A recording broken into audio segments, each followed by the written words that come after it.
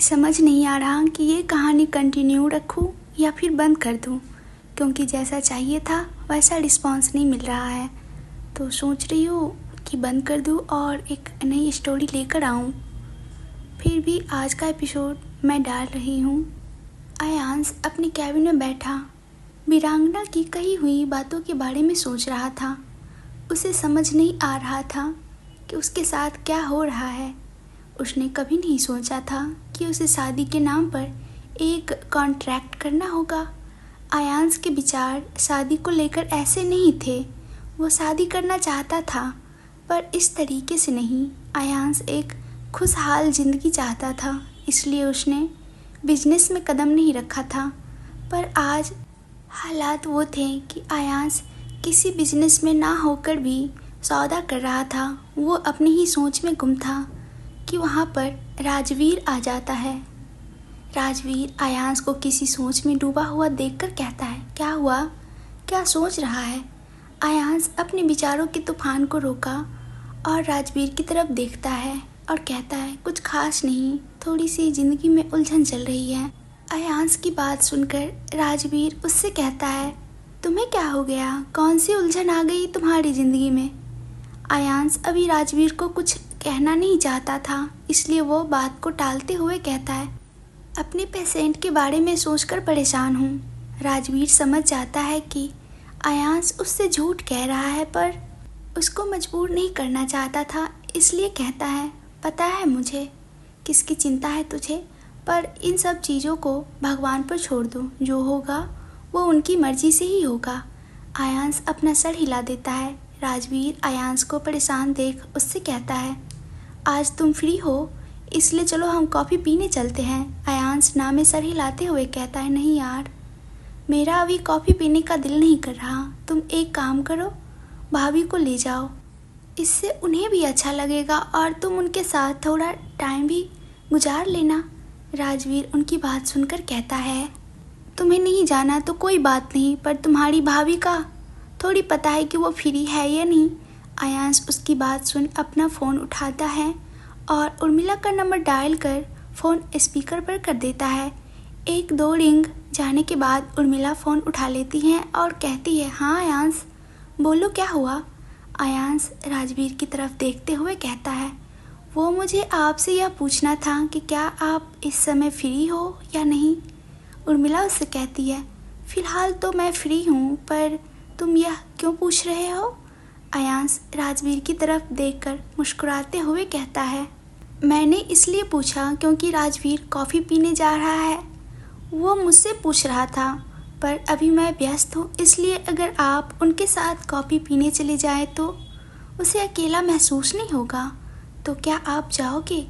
उर्मिला खुश होते हुए कहती है, यह भी कोई पूछने की बात है, मैं ज़रूर जाऊँगी, तुम राजवीर से कह दो। उर्मिला की बात सुन राजवीर खुश हो जाता है। आयांश राजवीर के चेहरे पर मुस्कुराहट देखकर कहता है, ठीक है, आप अपने कैबिन में इंतज़ार करो, मैं राजवीर को वहाँ भेजता हूँ। उर्मिला ठीक है कहती है तो आयांश कॉल कट कर देता है।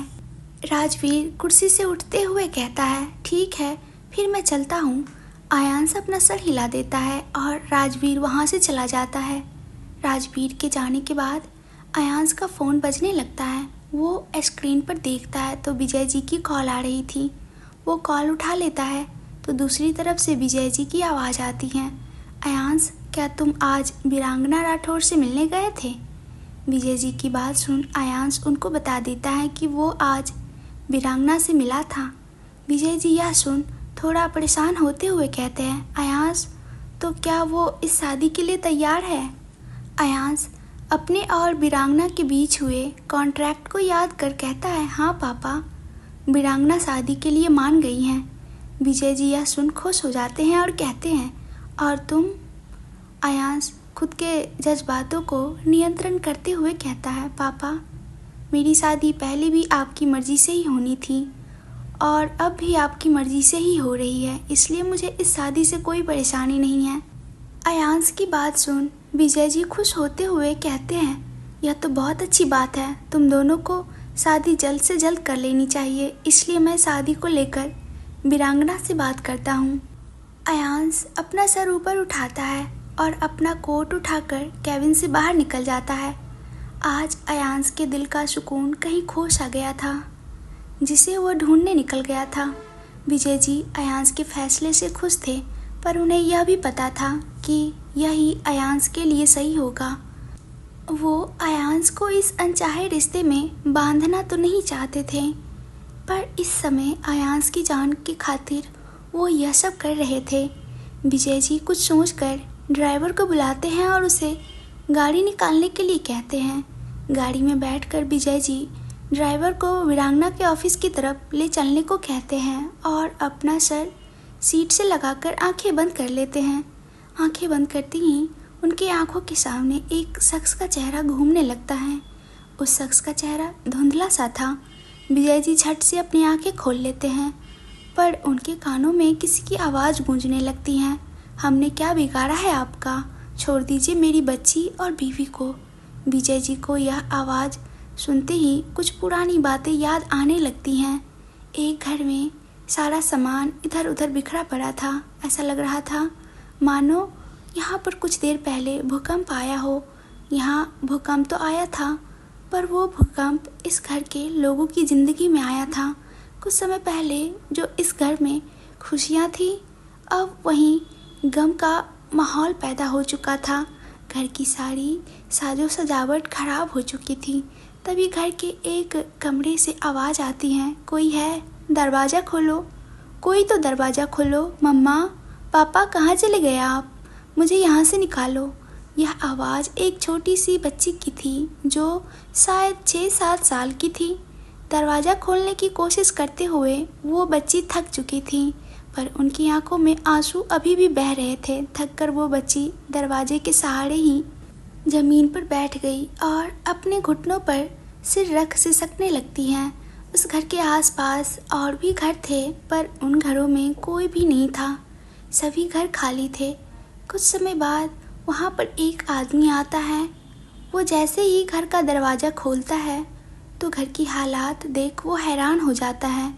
अपने कदम आगे बढ़ाते हुए वो डर से इधर उधर देख रहा था। तभी एक कमरे में से किसी के चिल्लाने की आवाज़ आई। आवाज़ सुन वो आदमी घबरा गया और धीरे धीरे उस कमरे की तरफ बढ़ने लगा जहाँ से यह आवाज़ें आ रही थीं। कमरे का दरवाज़ा थोड़ा सा खुला हुआ था, इसलिए वो आदमी वहाँ से अंदर की तरफ देखने लगा। उन दोनों के सामने एक आदमी खड़ा था जिसकी पीठ दरवाजे की तरफ थी। उस कमरे के अंदर एक पति पत्नी के जोड़ों को बांध कर रखा गया था। वो पति पत्नी रोते हुए बार बार उन्हें छोड़ने के लिए कह रहे थे, पर वो शख्स उनकी सभी बातों को अनसुना कर हंस रहा था। तभी वो महिला गिड़गिड़ाते हुए कहती है, क्या दुश्मनी है तुम्हारी मुझसे? क्यों हमारे परिवार की जान के पीछे पड़े हो? वो शख्स उस महिला की बात सुन कहता है, तुम लोगों से मेरी कोई खास दुश्मनी नहीं है, पर तुम लोग मेरे रास्ते के कांटे हो जिसे हटाना ज़रूरी है। तुम लोग मेरे मकसद और मेरे दुश्मन के बीच आ रहे हो, इसलिए तुम्हारे मेरे रास्ते से हटना ज़रूरी है। उस शख्स की बात सुन साइड में बैठा पुरुष कहता है, कौन सा मकसद और कौन है तुम्हारा दुश्मन? वो शख्स उस पुरुष की तरफ झुकते हुए कहता है, यह बात तुम्हें बताना मैं ज़रूरी नहीं समझता। बस थोड़े समय बाद तुम दोनों इस दुनिया से जाने वाले हो, इसलिए आत्मा की शांति के लिए ही बता देता हूँ। आखिर इतना भी बुरा नहीं हूँ मैं। यह कह वो शख्स वहाँ सोफे पर बैठ जाता है और अपने हाथ में पकड़ी बंदूक को टेबल पर रख देता है और कहता है, अंकित राठौर, उसको तो जानते हो ना? बस वही है मेरा सबसे बड़ा दुश्मन। उस शख्स की बात सुन वो दोनों पति पत्नी हैरान हो जाते हैं और एक दूसरे की तरफ देखते हैं। उन दोनों को हैरान देख वो शख्स हंसने लगता है। इससे पहले कोई कुछ कहता उस शख्स का फ़ोन बजने लगता है। वो फ़ोन उठाता है तो दूसरी तरफ से कुछ कहा जाता है और कॉल कट हो जाती है। फ़ोन को जेब में डालकर वो शख्स सोफे से खड़ा होता है और कहता है, चलो बहुत हो गई बातें, अब तुम दोनों को इस धरती को छोड़ने का समय आ गया है। अब तो हमारी शायद अगले जन्म में ही मुलाकात हो। उनकी बात सुन वो पति पत्नी डर जाते हैं। वो हाथ जोड़ते हुए कहते हैं, नहीं ऐसा मत करो, हमें मत मारो, अगर तुम कहो तो हम यह शहर छोड़कर हमेशा के लिए चले जाएंगे, पर हमें बख्श दो। उनकी बात सुन वो शख्स कहता है, मरना तो तुम दोनों को पड़ेगा, अगर तुम नहीं मरे तो मेरे लिए बहुत मुश्किल खड़ी हो सकते हैं। यह कह वो आदमी बिना उसकी बात सुने उन दोनों पर गोली चला देता है और एक दो चीखें पूरे घर में गूंज जाती हैं। दरवाजे के बाहर खड़ा वो आदमी यह सब देख रहा था। सामने उन दोनों की लाशों को देख उसके रोंगटे खड़े हो जाते हैं और उसकी आंखों से आंसू आ जाते हैं। वो आदमी जल्दी से वहाँ से साइड जाकर छुप जाता है। दूसरा शख्स कमरे में से बाहर आता है और घर से बाहर चला जाता है। इस बार छुपे होने के कारण फिर से उस शख्स का चेहरा दूसरे आदमी को नहीं दिखता। एक झटके से विजय जी अपनी सोच से बाहर आ जाते हैं। जब ड्राइवर गाड़ी को वीरांगना के ऑफिस के बाहर रोकता है, विजय जी गाड़ी से बाहर आते हैं और ऑफिस के अंदर चले जाते हैं। रिसेप्शन पर वो रिसेप्शनिस्ट से वीरांगना से मिलने की बात कहते हैं। वहाँ पर सभी विजय जी के बारे में जानते थे, इसलिए रिसेप्शनिस्ट विजय जी को वेटिंग रूम में इंतज़ार करने को कहता है और खुद वीरांगना को फ़ोन कर कहता है, गुड मॉर्निंग मैम, आपसे मिलने मिस्टर विजय जायसवाल आए हैं। दूसरी तरफ से वीरांगना कुछ कहती और कॉल कट कर देती हैं। रिसेप्शनिस्ट विजय जी के पास जाता है और कहता है, सर आपको मैम ने अपने कैबिन में बुलाया है, आप मेरे साथ चलिए, मैं आपको वहाँ तक छोड़ देता हूँ। उनकी बात सुन विजय जी उनके पीछे वीरांगना के कैबिन की तरफ बढ़ जाते हैं। कैबिन के पास पहुँचकर रिसेप्शनिस्ट वापस चला जाता है और विजय जी अंदर चले जाते हैं। वीरांगना अपनी कुर्सी पर बैठी पेपर वेट को घुमा रही थी। शायद वो विजय जी का ही इंतज़ार कर रही थी। विजय जी को देख वीरांगना सामने रखी कुर्सी की तरफ इशारा करते हुए कहती है, आइए मिस्टर जायसवाल बैठिए। विजय जी कुर्सी पर बैठ जाते हैं। वीरांगना पेपर वेट को साइड में रख कर कहती हैं, मुझे लगता है आप उस काम से ही आए हैं जैसा मैं सोच रही हूँ। विजय जी वीरांगना की बात सुन कुछ नहीं कहते, तो वीरांगना उन्हें एक स्माइल पास करते हुए ड्रॉअर में से एक फ़ाइल निकालती हैं और उनकी तरफ बढ़ा देती हैं और कहती है, इससे पहले आप कुछ भी कहें, मैं चाहती हूँ कि आप एक बार यह पेपर पढ़ लीजिए। विजय जी एक नज़र वीरांगना पर डालकर फाइल उठाते हैं और उसे पढ़ने लगते हैं। वीरांगना की नज़र विजय जी के चेहरे पर ही बनी हुई थी। विजय जी के चेहरे के हाव भाव साधारण ही दिख रहे थे। थोड़ी देर बाद विजय जी फाइल बंद कर देते हैं और वीरांगना की तरफ वापस बढ़ाकर कहते हैं, मुझे इस बात को लेकर तुमसे यही उम्मीद थी, पर मैं इस बात को कैसे मान लूँ, अगर इन सब के बाद भी अयांश की जान पर खतरा हुआ तो कौन जिम्मेदार होगा। वीरांगना विजय जी की बात सुन अपना सर नामे हिलाते हुए एक गहरी सांस लेती है और कहती है, मिस्टर जायसवाल, आप मुझे जानते हैं कि मैं कैसी हूँ। मैं आपको इस बात को लेकर वहम में नहीं रखना चाहती, इसलिए आपको यह बात बतानी मैंने ज़रूरी समझा। मुझे आपकी कंपनी के शेयर्स चाहिए। इसके पीछे एक वजह है, वरना मैं कभी आपको इसके लिए मजबूर ना करती, पर जो आपने इसके बदले मेरे सामने जो शर्त रखी हैं वो मुझे मंजूर नहीं है। इसलिए मैंने आपके बेटे के साथ शादी को लेकर 3 महीने का कॉन्ट्रैक्ट किया है। 3 महीने पूरे होते ही मेरा और आपके बेटे का कोई वास्ता नहीं होगा। इसके बाद हम दोनों एक दूसरे के लिए अनजान होंगे। यह कह वीरांगना चुप हो जाती हैं। विजय जी वीरांगना की बात सुनकर कहते हैं, अगर इसके बाद मेरे बेटे पर कोई खतरा आया तो।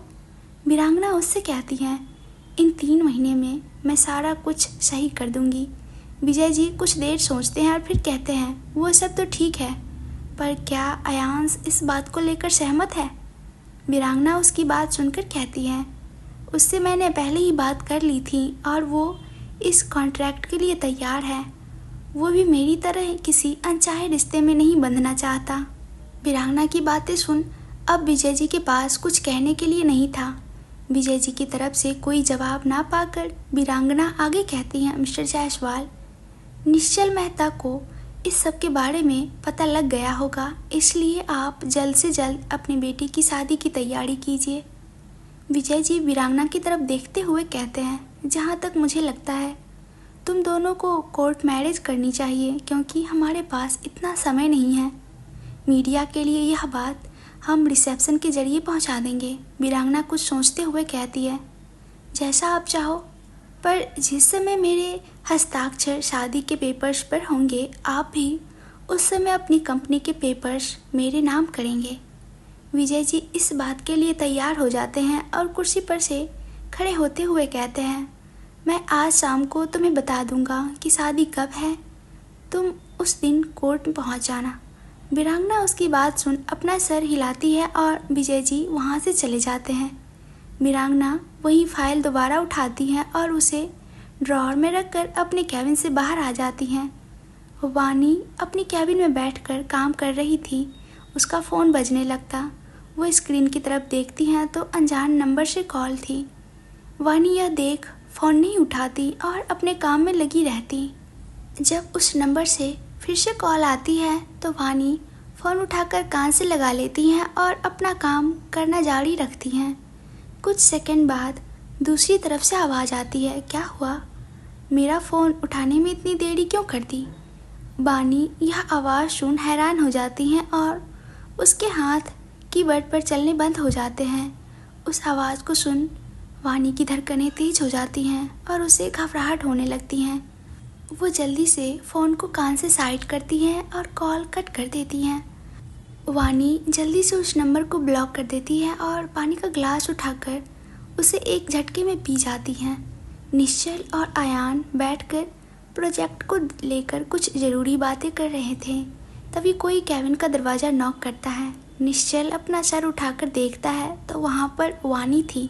वानी अपने हाथ में एक फ़ाइल उठाकर निश्चल के पास आती हैं और कहती हैं, सर वो इस फाइल पर मुझे आपके साइन चाहिए। यह कहकर वानी उस फाइल को निश्चल की तरफ बढ़ा देती हैं। निश्चल पेपर चेक करने लग जाता है और वानी अपना सर झुकाए साइड में खड़ी हो जाती हैं। आयान वानी को कब से देख रहा था। इस बात को वानी भाप गई थी पर वो कुछ कह नहीं सकती थी। फाइल पढ़कर निश्चल पेपर्स पर अपने साइन कर देता है और फाइल को वापस वानी की तरफ बढ़ा देता है। वानी फाइल लेकर कैबिन में चली जाती हैं। निश्चल आयान की तरफ देखता है तो आयान किसी सोच में गुम था। उसे कहीं गुम देखकर निश्चल कहता है, आयान कहाँ खो गए? निश्चल की बात सुनकर आयान मुस्कुराते हुए कहता है, कुछ नहीं। यह कह वो अपना ध्यान दोबारा काम में लगा देता है। निश्चल आयान का ध्यान काम की तरफ देखकर उस पर से अपनी नज़रें हटा लेता है और खुद भी काम करने लग जाता है। वानी अपने कैबिन में आकर फाइल को टेबल पर रखती हैं और अपना फ़ोन उठाकर एक नंबर डायल करती हैं। दूसरी तरफ से फ़ोन उठाने के बाद वानी कहती हैं, मुझे तुम्हारी मदद चाहिए थी। वो इंसान दोबारा मेरे पीछे पड़ गया है। पता नहीं कैसे उस तक यह बात पहुंच गई है कि अब मैं कहाँ रहती हूँ। आज उसका फ़ोन भी मुझे आया था। मुझे तेरी बहुत याद आ रही है। क्या तुम कुछ दिनों के लिए मेरे घर आ सकती हो? सामने से कुछ कहा जाता है तो वानी के होठ पर हल्की सी मुस्कुराहट आ जाती है और वो कहती है, जब पहुंच जाए तब मुझे बता देना। अब मैं फ़ोन रखती हूँ। यह कहकर वानी कॉल कट कर देती है। फ़ोन को साइड में रख वानी कुछ सोचने लगती है और ख़ुद से कहती है, पता नहीं क्यों तुम मेरे साथ ऐसा कर रहे हो। हे कृष्ण भगवान, आप ही मेरी मदद कीजिए। यह कहकर वानी अपनी आंखें बंद कर लेती हैं। वीरांगना अपने ऑफिस से निकलकर एक पुराने से घर के सामने गाड़ी रोकती हैं और गाड़ी से निकलकर उस घर के अंदर चली जाती हैं। घर के हॉल में एक आदमी को कुर्सी पर रस्सी से बांधा गया था। वीरांगना को देख वो आदमी डर से कांपने लगता है। उस आदमी के आसपास और भी लोग खड़े थे। वीरांगना के वहाँ आते ही एक आदमी सामने आता है और उससे कहता है, मैम यही वो है जिसने आप पर हमला करने की कोशिश की थी। हमने बहुत कोशिश की पर यह आदमी अपने बॉस का नाम बताने के लिए तैयार नहीं है। वीरांगना एक बार उस इंसान के सहमे चेहरे की तरफ देखती है और कहती है, यह बताएगा भी कैसे? इसे खुद नहीं पता कि इसका बॉस कौन है।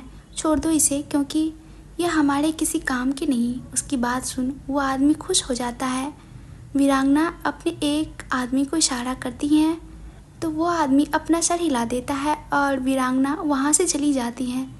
वीरांगना के आदमी उस शख्स को छोड़ देते हैं। गाड़ी में बैठकर वीरांगना किसी को फ़ोन करती है और कहती है उस पर पूरी नज़र रखना, बहुत ईमानदार है वो अपने बॉस के लिए, इतनी आसानी से उसके बॉस का नाम नहीं पता चलेगा। यह कह वो कॉल कट कर देती हैं और घर की तरफ अपनी गाड़ी बढ़ा देती हैं।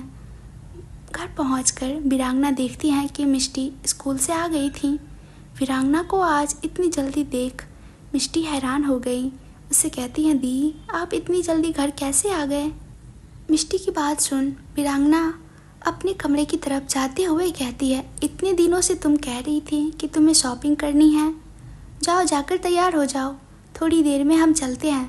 वीरांगना की बात सुन मिष्टी खुश हो जाती हैं और अपने कमरे की तरफ भाग जाती हैं। वीरांगना उसकी खुशी को देख मुस्कुराने लगती हैं और अपने कमरे में चली जाती हैं।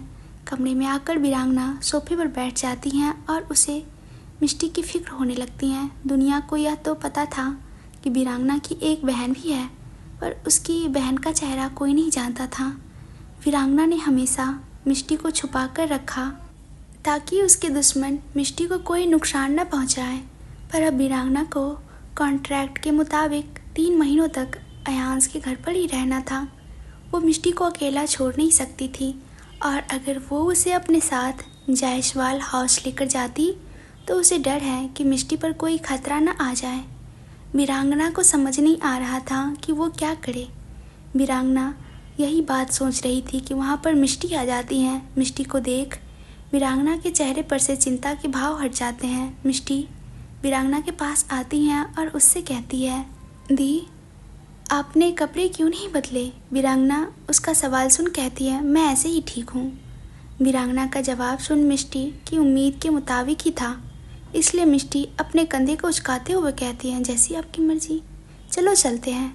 मिष्टी की बात सुन वीरांगना सोफे से उठती हैं और मिष्टी को साथ लेकर चली जाती हैं। काम खत्म कर आयान कुर्सी पर से उठता है और निश्चल से कहता है, अभी मैं चलता हूँ, अगर कोई मदद चाहिए हो तो मुझे कॉल कर लेना। निश्चल भी कुर्सी पर से उठ जाता है और कहता है, जी ज़रूर। यह कह वो दोनों एक दूसरे से हाथ मिलाते हैं और आयान अपनी फाइल उठाकर कैबिन से बाहर जाने लगता है। कैबिन से निकलते ही आयान सामने से आ रही वानी से टकरा जाता है।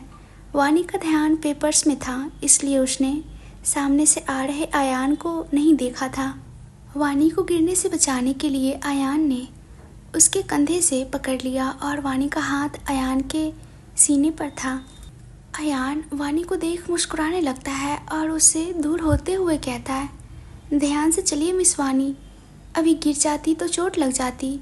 वानी आयान की बात सुनकर कहती है, वो मेरा ध्यान काम में था इसलिए मैंने आपको देखा नहीं, सॉरी। आयान उसकी बात सुनकर कहता है, अरे इसमें सॉरी की क्या बात है।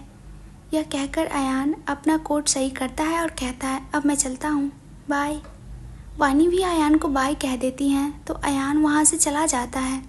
वानी निश्चल के कैबिन में जाती हैं तो निश्चल किसी से फ़ोन पर बात कर रहा था। उसका चेहरा पूरी तरह से गुस्से से तमतमा गया था। वो चिल्लाते हुए कहता है, वो पागल है क्या? इतनी पागल क्यों हो गई है वो बदला लेने के लिए कि उसे यह भी नहीं पता चल रहा कि क्या गलत है और क्या सही।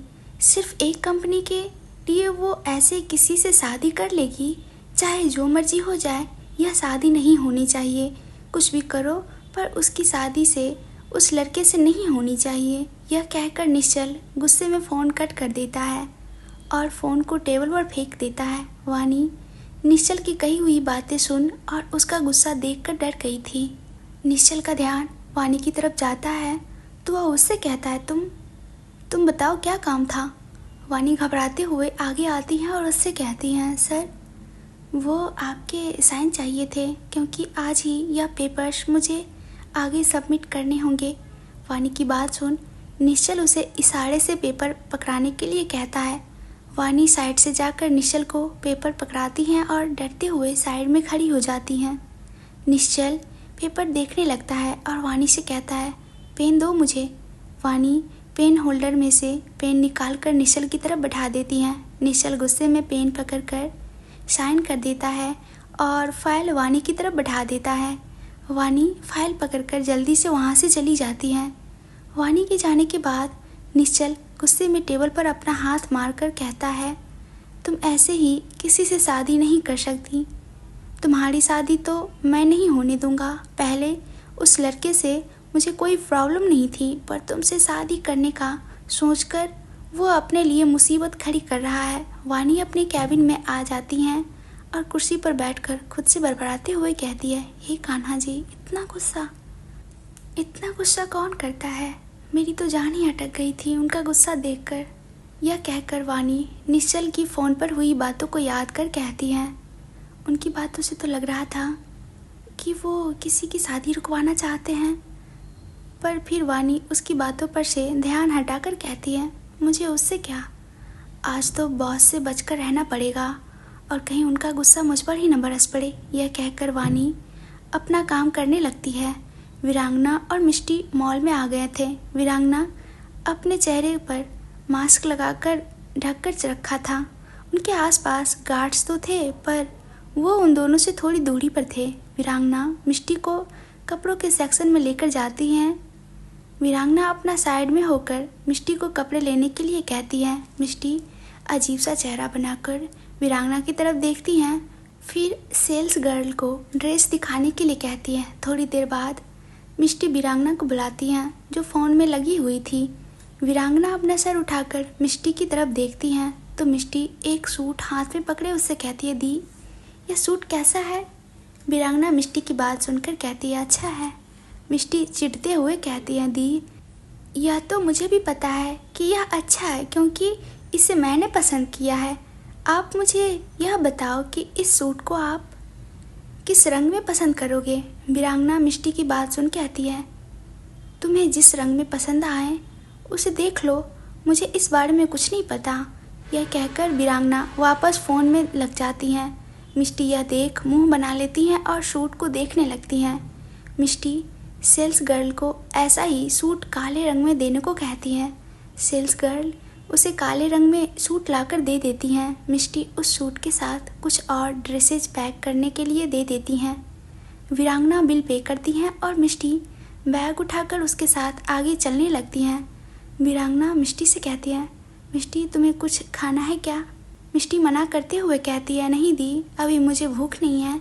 उनकी बात सुनकर वीरांगना मिष्टी के हाथों से बैग लेकर गाड़ी में रख देती हैं और आकर ड्राइविंग सीट पर बैठ जाती हैं। मिष्टी भी गाड़ी में बैठ जाती हैं और वीरांगना गाड़ी को घर की तरफ मोड़ देती हैं। रास्ते में मिष्टी की नज़र सड़क के साइड में लगी पानी पूरी के ठेले की तरफ जाती है। मिष्टी जल्दी से वीरांगना को गाड़ी रोकने के लिए कहती है। वीरांगना एकदम से गाड़ी को रोक देती हैं और मिष्टी से कहती है, क्या हुआ? मिष्टी बाहर की तरफ इशारा करते हुए कहती है, दी, मुझे पानी पूरी खानी है। वीरांगना मिष्टी की बात सुन गुस्सा दिखाते हुए कहती है, तुमसे मैंने पहले पूछा था, तब तुमने क्यों नहीं बताया? तुम्हें मैं यहाँ बिना सफाई के चीज़ें नहीं खिलाने वाली। मिष्टी वीरांगना की बात सुन कहती है, पर दी, वहाँ मुझे पानी पूरी याद नहीं आई, यहाँ पर देखी तो मेरा मन किया पानी पूरी खाने का। वीरांगना मिष्टी से कहती है, मैं तुम्हें यहाँ पानी पूरी नहीं खाने दूँगी। तुम्हें खुद तो तुम्हारी सेहत का ख्याल नहीं। चलो घर चलो, घर पर ही पानी पूरी मंगवा दूँगी। वीरांगना की बात सुन मिष्टी गुस्से से कहती है, ठीक है, अब मुझे नहीं खानी पानी पूरी। निश्चल गुस्से में उस गार्ड का कॉलर पकड़ लेता है और कहता है, तुम जानते हो कि कौन हूँ मैं? अगर चाहूँ तो अभी तुम्हें इस दुनिया से उठा सकता हूँ। तुम होते कौन हो मुझे रोकने वाले? मुझे वीरांगना राठौर से मिलना है। यह कहकर निश्चल उस गाड़ी को धक्का दे देता है और अंदर जाने लगता है। दूसरा गार्ड जानता था कि निश्चल कोई आम इंसान नहीं है, इसलिए वो वीरांगना को फ़ोन लगाता है और कहता है, मैम, यहाँ दरवाजे पर निश्चल मेहता आपसे मिलने को कह रहे हैं, हम उन्हें अंदर भेजें या नहीं? दूसरी तरफ से वीरांगना उस गार्ड से कहती है, उसे अंदर भेज दो। वीरांगना की बात सुन वो गार्ड कॉल कट कर देता है और दूसरे गार्ड से कहता है, मैम ने इन्हें अंदर भेजने को कहा है, अंदर जाने दो इन्हें। उस गार्ड की बात सुन दूसरा गार्ड निश्चल को अंदर जाने देता है। निश्चल घर के अंदर जाता है तो वीरांगना हॉल में लगे सोफे पर बैठी हुई थी। निश्चल को देख वीरांगना एक शैतानी मुस्कुराहट के साथ कहती है, आइए मिस्टर मेहता। वीरांगना की मुस्कुराहट देख निश्चल का गुस्सा और बढ़ जाता है और वो चिल्लाते हुए कहता है, तुम पागल हो गई हो क्या? जो यह पागलपन में हरकत कर रही हो उसका अंजाम भी क्या होगा तुम्हें। निश्चल की बात सुन वीरांगना सोफे पर से खड़ी हो जाती है और कहते हैं, मिस्टर मेहता, तमीज़ और आवाज़ नीचे कर बात कीजिए। मुझे यह बात बिल्कुल भी पसंद नहीं कि कोई मेरे सामने मेरे घर पर मुझसे ऊंची आवाज़ में बात करे। यह कहकर वीरांगना निश्चल के पास आती हैं और उससे कहती हैं, और आप होते कौन हैं मेरी ज़िंदगी के फैसले में बोलने वाले। मैं कुछ भी करूं उससे आपको क्या मतलब।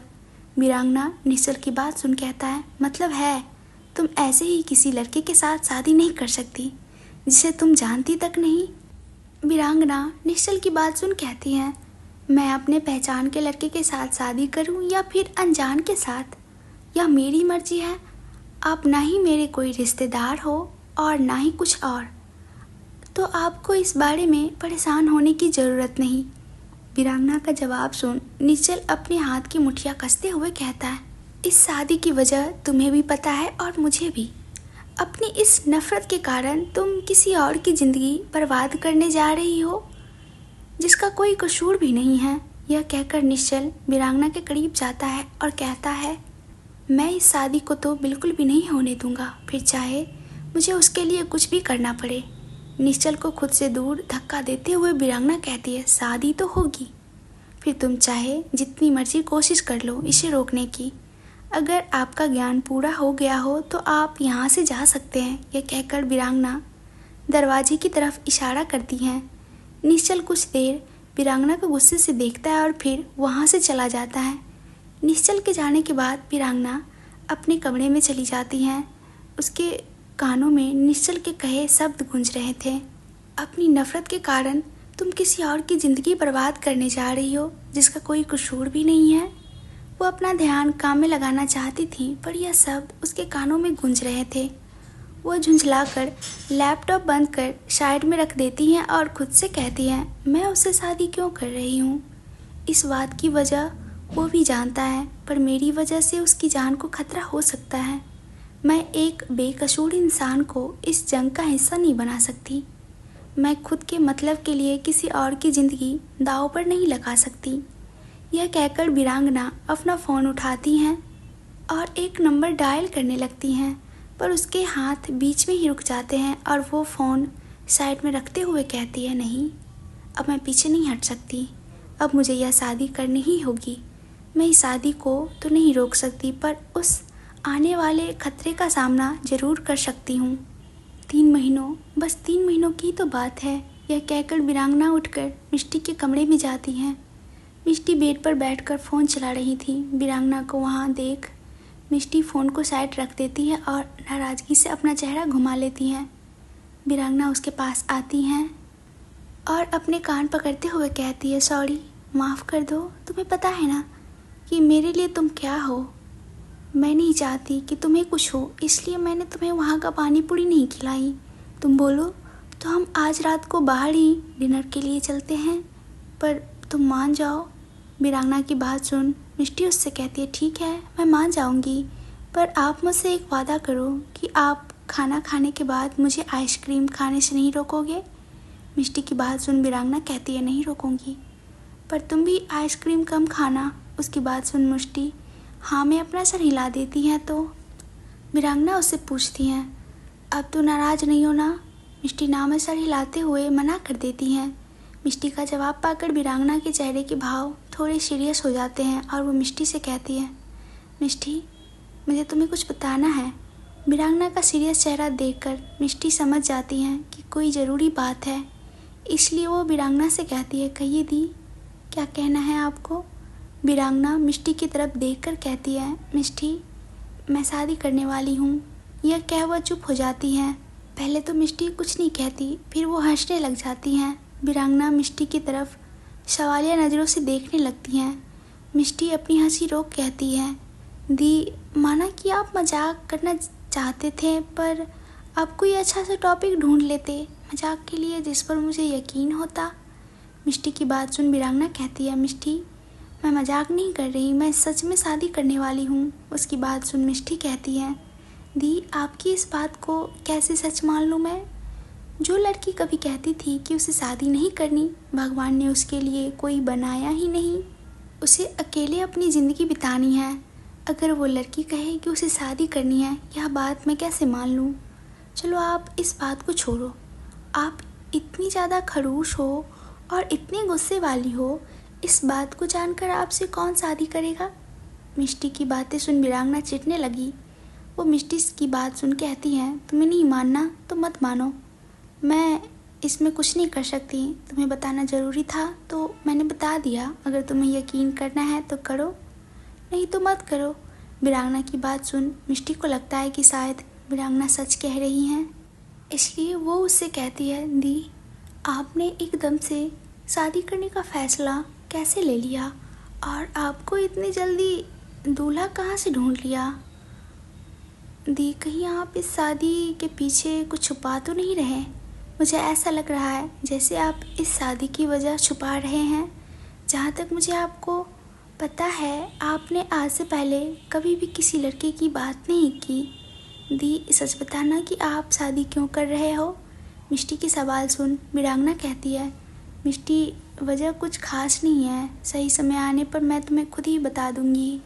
वीरांगना का जवाब सुन मिष्टी कहती है, दी वो लड़का कौन है जिसे आपने पसंद किया है।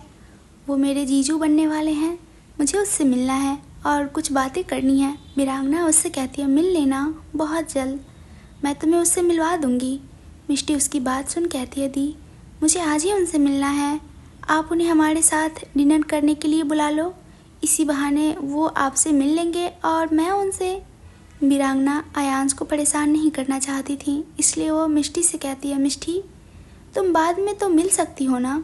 मिष्टी वीरांगना की बात पर असहमत होते हुए कहती है, नहीं मुझे आज ही उनसे मिलना है और यही मेरा आखिरी फैसला है। मिष्टी की बात सुन वीरांगना के पास आगे कहने के लिए कुछ नहीं था। वो अपना सर हिला देती है और कहती है, मैं पूछ लूँगी उनसे, अगर वो आ सके तो आ जाएंगे, वरना तुम तैयार रहना, हम दोनों ही डिनर के लिए चलेंगे। वीरांगना की बात सुन मिष्टी कहती है, अगर आपने उन्हें नहीं बुलाया और वो नहीं आए तो मैं आपसे बात नहीं करूँगी। उसकी बात सुन वीरांगना कुछ नहीं कहती और बेड पर से उठकर कमरे से बाहर आ जाती हैं और कहती है, अब यह नई मुसीबत, नहीं बुलाया तो मुसीबत, अगर बुलाया तो मुसीबत, कुछ तो करना पड़ेगा। अब मिष्टी को अब समझा भी नहीं सकती, अब मुझे ही कुछ करना पड़ेगा। यह कहकर वीरांगना अपने कमरे की तरफ वापस चली जाती हैं। एक बड़े से आलीशान घर के बगीचे में एक बुजुर्ग व्यक्ति बैठा हुआ था।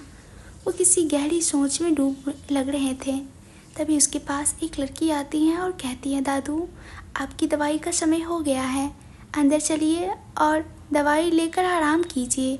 उस लड़की की बात सुन वो बूढ़ा व्यक्ति खड़ा हो जाता है और धीरे धीरे घर के अंदर जाने लगते हैं। वो लड़की उन्हें सहारा देकर उनके कमरे में लेकर जाती हैं और उन्हें बेड पर बिठा देती हैं और पानी के गिलास के साथ दवाई उनकी तरफ बिठा देती हैं। दवाई खाकर वो व्यक्ति बेड से लेट जाता है तो पास में खड़ी लड़की कहती है, दादू अब हर वक्त इतना परेशान क्यों रहते हो। आपको पता है ना कि डॉक्टर ने आपको ज़्यादा सोचने से मना किया है। आप उनके बारे में इतना मत सोचो जिन्हें आपकी परवाह नहीं। उस लड़की की बात सुन उस बुजुर्ग की आंखों से आंसू आ जाते हैं और वो कहता है, इसमें उनकी कोई गलती नहीं है, जो उनके साथ हुआ उसी वजह से वो आज ऐसी बन गई है। उसकी इस नफ़रत की वजह कहीं ना कहीं हम लोग भी हैं। उसकी बात सुन वो लड़की कहती है, पर उन्हें आधा सच पता है, आप उन्हें जाकर सारा सच क्यों नहीं बता देते। उस लड़की का सवाल सुन वो व्यक्ति कुछ कहता और ऊपर छत की तरफ देखने लग जाता। कोई जवाब ना पाकर वो लड़की उनसे कहती है, दादू अब आप आराम कीजिए, मैं चलती हूँ। यह कहकर वो लड़की वहाँ से चली जाती हैं और दवाई की वजह से उस व्यक्ति को नींद आने लगती है।